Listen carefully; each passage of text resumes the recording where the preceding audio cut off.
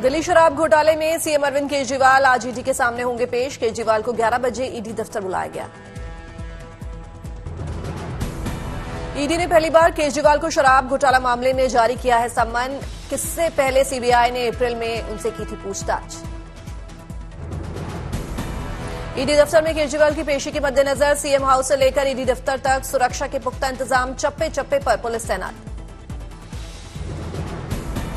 ED में पेशी से पहले सामने आए केजरीवाल, कहा दिल्ली के 5000 सफाई कर्मचारियों को किया रेगुलराइज। शराब घोटाले में केजरीवाल की पेशी पर भड़के सियासी शोले, बीजेपी ने जारी किया पोस्टर। बीजेपी के पोस्टर में केजरीवाल पर सीधा हमला, आज जंतर मंतर पर प्रदर्शन का ऐलान। आम आदमी पार्टी ने केंद्र सरकार पर लगाया आरोप, कहा सरकार आम आदमी पार्टी को खत्म करना चाहती है। आप नेता राघव चड्ढा ने कहा अरविंद केजरीवाल को जेल में डालकर दिल्ली की 7 सीटें जीतना चाहती है बीजेपी। बंगाल की सीएम ममता बनर्जी ने कहा लोकसभा चुनाव से पहले सभी विपक्षी नेताओं को गिरफ्तार कराना चाहती है सरकार। पश्चिम बंगाल में बीजेपी महासचिव अग्निमित्रा पॉल ने सीएम ममता बनर्जी पर निशाना साधा, कहा ईडी को ममता बनर्जी से भी पूछताछ करनी चाहिए। दिल्ली सीएम को ईडी के सम्मन पर बोले उमर अब्दुल्ला, अब ये सब फेस करने वाले केजरीवाल पहले नेता नहीं। अलवर की रैली में यूपी के सीएम योगी आदित्यनाथ ने कहा गाजा में तालिबानी मानसिकता को कुचल रहा इजरायल, तालिबान का उपचार है बजरंगबली की गदा।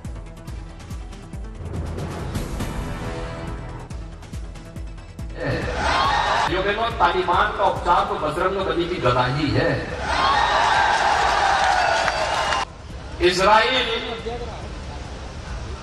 तालिबानी मानसिकता को कैसे कुचलने का काम कर रहा है। यूपी के सीएम योगी आदित्यनाथ ने राजस्थान सरकार पर साधा निशाना, बोले कन्हैया लाल हत्याकांड अगर यूपी में होता तो आरोपियों का तुष्टीकरण नहीं बल्कि एक्शन होता। दिल्ली में बीजेपी केंद्रीय चुनाव कमेटी की बैठक, पीएम मोदी और जेपी नड्डा समेत पार्टी के तमाम दिग्गज नेता रहे मौजूद। तेलंगाना के चुनावी दौरे पर राहुल गांधी, महबूबनगर में की रैली में कांग्रेस की सरकार बनने का दावा। शादनगर में राहुल ने निकाली विजय भेरी यात्रा, कहा तेलंगाना को सीएम केसीआर और परिवार ने लूटा, हम राज्य की हर महिला को देंगे 2500 रुपए महीना। तेलंगाना के नागुर कुर्नूल की रैली में राहुल गांधी का प्रधानमंत्री पर वार, कहा मैं नरेंद्र मोदी नहीं जो वादा ना निभाऊं, 200 यूनिट फ्री बिजली की कही बात। समाजवादी पार्टी की मीटिंग में अखिलेश यादव का ऐलान, यूपी की 80 में कम से कम 65 सीटों पर गठबंधन होने की सूरत में भी समाजवादी पार्टी लड़ेगी चुनाव। कांग्रेस नेता सुरेंद्र राजपूत ने बीजेपी पर लगाया इंडिया गठबंधन में संजय और भ्रम फैलाने का आरोप, कहा समाजवादी पार्टी ने सीट शेयरिंग पर कोई आधिकारिक बयान जारी नहीं किया। लखनऊ में समाजवादी पार्टी की राज्य कार्यकारिणी की बैठक, अखिलेश समेत पार्टी के दूसरे तमाम दिग्गज नेता रहे मौजूद। ग्वालियर के चुनावी दौरे पर बीजेपी सांसद रविशंकर प्रसाद, कहा पार्टी का संसदीय मंडल तय करेगा मध्य प्रदेश में मुख्यमंत्री का चेहरा।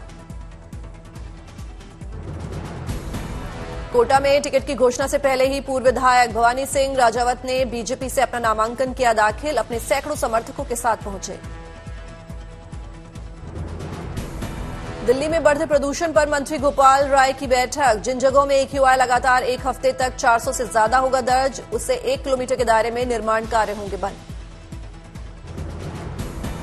दिल्ली में मनोज तिवारी और वीरेंद्र सचदेवा ने लोगों के बीच बांटे मास्क, केजरीवाल सरकार को कटघरे में किया खड़ा। पटना में आज 1,20,000 नए शिक्षकों की बहाली के बांटे जाएंगे नियुक्ति पत्र, गांधी मैदान में होगा कार्यक्रम। बिहार में शिक्षक भर्ती पर श्रेय लेने की होड़, आरजेडी ने घोषणा पत्र का वादा बताया तो नीतीश ने दे डाली क्रेडिट न लेने की नसीहत। पटना में हर जगह दिख रहे हैं सीएम नीतीश के पोस्टर, नहीं दिख रही है डिप्टी सीएम तेजस्वी की तस्वीर। लक्षद्वीप के स्थापना दिवस पर लोकसभा स्पीकर ओम बिरला को एनसीपी सांसद सुप्रिया सूले की चिट्ठी, मोहम्मद फैजल की सांसदी बहाली की अपील। अहमदाबाद के दौरे पर उत्तराखंड के मुख्यमंत्री Pushkar Singh Dhami. Uttarakhand global investor summit में 50 से अधिक उद्योग समूहों के साथ 20,000 करोड़ से अधिक के एमओयू पर हस्ताक्षर।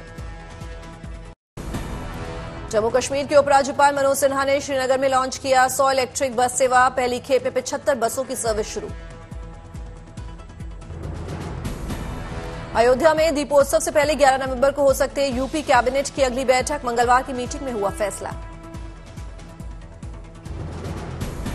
आंध्र प्रदेश के राजामुंद्री जेल से मंगलवार को रिहाई के बाद अपने हैदराबाद निवास पहुंचे पूर्व सीएम चंद्रबाबू नायडू। हाईकोर्ट ने दी अंतरिम जमानत। जम्मू कश्मीर के बारामूला में सुरक्षा बलों को बड़ी कामयाबी। लश्कर और टीआरएफ के 4 आतंकी सहयोगी गिरफ्तार। गिरफ्तार चारों आतंकियों से सुरक्षा बलों को हथियार भी बरामद। पास से 2 हैंड ग्रेनेड भी जब्त। भारत और बांग्लादेश के रिश्तों का नया अध्याय। पीएम मोदी और बांग्लादेश की पीएम शेख हसीना ने 3 परियोजनाओं का किया उद्घाटन।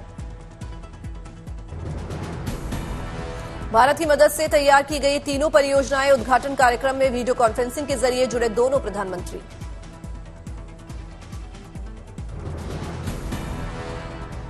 पिछले 9 वर्षों में हमने मिलकर जितना काम किया है, इतना काम कई दशकों में भी नहीं हुआ था। भारत और बांग्लादेश को जोड़ने वाली 2 रेल परियोजनाओं का शुभारंभ। Agartala Akhaura cross border rail link. Mongla port rail line का भी उद्घाटन। आज अखौरा अगरतला रेल लिंक, उसका उद्घाटन भी एक ऐतिहासिक पल है। भारत के पूर्वोत्तर राज्यों से बांग्लादेश का ये पहला रेल लिंक है। अगरतला अखौरा रेल लिंक से त्रिपुरा, असम और मिजोरम के लोगों को होगा फायदा। कोलकाता जाने में लगेंगे पहले से काफी कम समय। खुलना मोंगला पोर्ट रेल लाइन परियोजना भी है अहम। रेलवे नेटवर्क से जुड़ा बांग्लादेश का दूसरा सबसे बड़ा बंदरगाह मोंगला।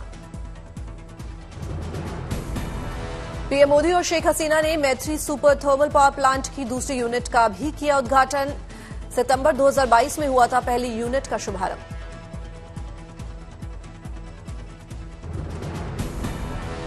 आज छत्तीसगढ़ में पीएम मोदी भरेंगे हुंकार। कांकेर में होगी पीएम मोदी की रैली। 4 नवंबर को पीएम मोदी, गृह मंत्री अमित शाह, योगी आदित्यनाथ का छत्तीसगढ़ दौरा। दुर्ग में सभा को संबोधित करेंगे पीएम। 14 नवंबर को भी पीएम मोदी छत्तीसगढ़ के दौरे पर जाएंगे। रायपुर में करेंगे रोड शो।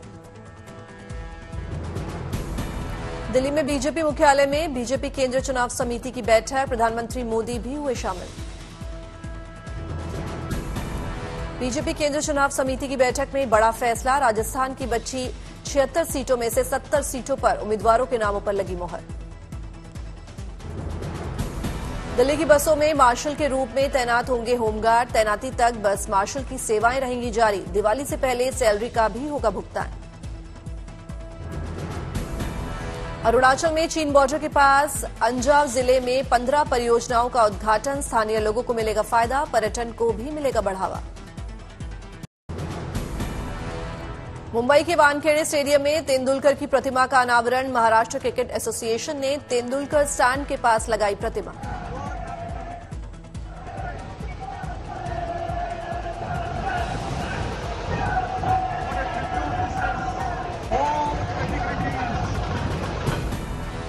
प्रतिमा अनावरण के मौके पर सीएम शिंदे, बीसीसीआई सचिव जय शाह समेत एमसीए अध्यक्ष रहे मौजूद। गुरुवार को वानखेड़े में होगा भारत श्रीलंका में विश्व कप का मैच। 2000 के नोट पर आरबीआई का बयान। कहा 97% से ज्यादा नोट वापस आए। सिर्फ 10,000 करोड़ के 2000 के नोटों लोगों के पास। राजकोट में दिवाली उत्सव से पहले बाजारों में दिखी बहार। तरह तरह के पटाखों से भरा बाजार। असम के काजीरंगा नेशनल पार्क पर्यटकों से हुआ गुलजार। सैलानियों के लिए खोली गई elephant safari. Central arm police force के इतिहास में पहली बार 2 बीएसएफ महिला ने किया कारनामा। 8000 मीटर से ज्यादा की ऊंचाई की चोटी फतेह में हुई शामिल।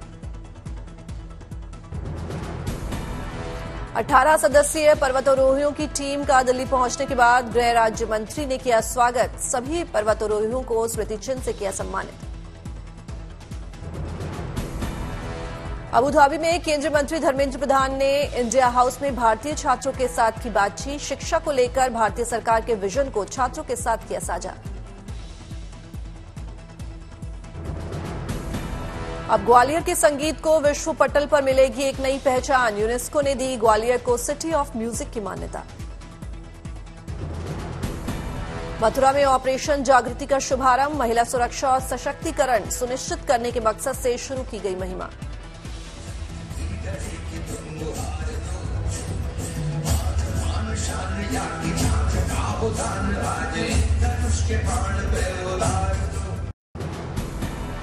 आज किंग खान मना रहे हैं अपना 98वां जन्मदिन। मुंबई में शाहरुख के घर मन्नत के बाहर लगा फैंस का जमावड़ा।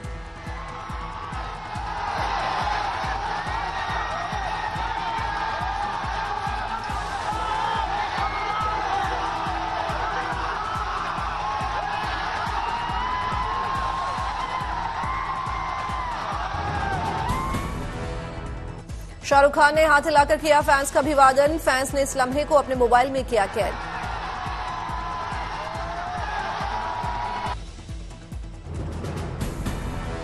करवा चौथ मनाने के लिए एक्टर अनिल कपूर के घर लगा सितारों का जमघट। शिल्पा शेट्टी, राज कुंद्रा और वरुण धवन सहित कई बॉलीवुड हस्तियां हुई शामिल।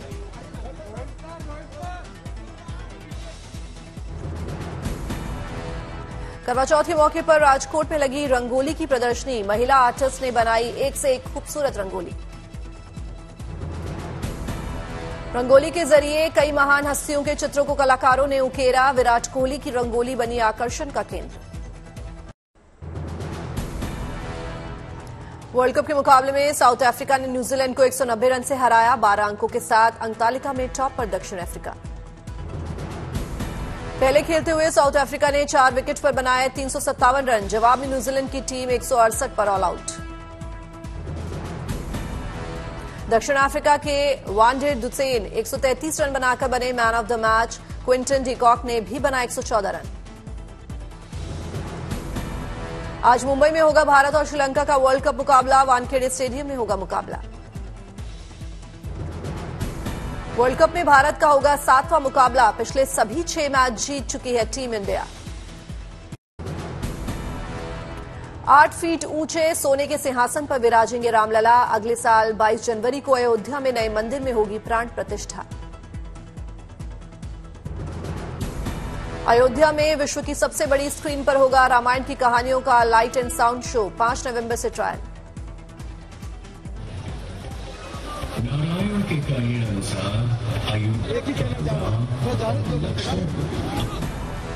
लद्दाख पहुंचे सेना प्रमुख मनोज पांडे। सियाचिन बेस कैंप का किया दौरा। मां भारती के वीर सपूतों को किया नमन। नौसेना ने पेश किया भारत की ताकत का नमूना। बंगाल की खाड़ी में ब्रह्मोस का किया सफल परीक्षण।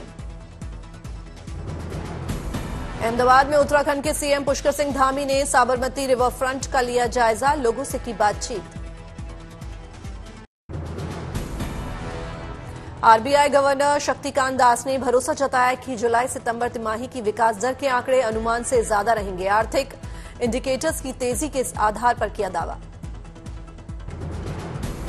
2023 की तीसरी तिमाही के दौरान वैश्विक सोने की डिमांड 6% घटकर 1,147 टन रही। भारत में सोने की डिमांड 10% बढ़कर करीब 200 टन पर पहुंची। पिछले साल के 11,000 करोड़ के मुकाबले इस बार करवा चौथ पर देश में 15,000 करोड़ रुपए के कारोबार का अनुमान। बाजारों में दिखी जबरदस्त रौनक। प्रदूषण की रोकथाम के लिए दिल्ली सरकार ने BS4 डीजल बसों की एंट्री बंद करने का फैसला किया। पड़ोसी राज्यों की BS4 डीजल बसें राजधानी में दाखिल नहीं हो सकेंगी। BSE ने इक्विटी डेरिवेटिव सेगमेंट पर लेन-देन शुल्क बढ़ाया। लेन-देन लागत बढ़ाने के कदम से ट्रेडर्स और रिटेल निवेशकों पर नेगेटिव असर होने की आशंका।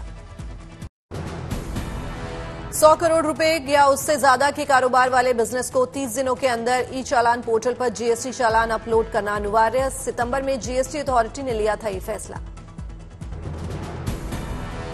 आईएसएमए ने इस साल गन्ने की फसल खराब होने से चीनी उत्पादन में 8% कमी की आशंका जताई। महाराष्ट्र में चीनी उत्पादन 4 साल के न्यूनतम स्तर पर पहुंचने का असर।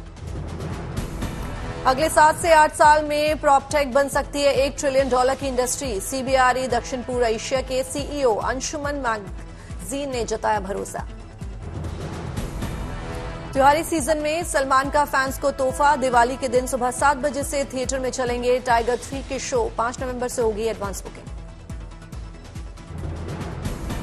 कृतिक हरबंदा की बर्थडे पार्टी में पहुंचे सेलेब्स। बेटी आध्या के साथ नजर आए सुनील शेट्टी। इजरायल की सेना का गाजा में घुसने का नया वीडियो आया सामने। गलियों में हथियारों के साथ घरों की छानबीन करते दिख रहे हैं सैनिक।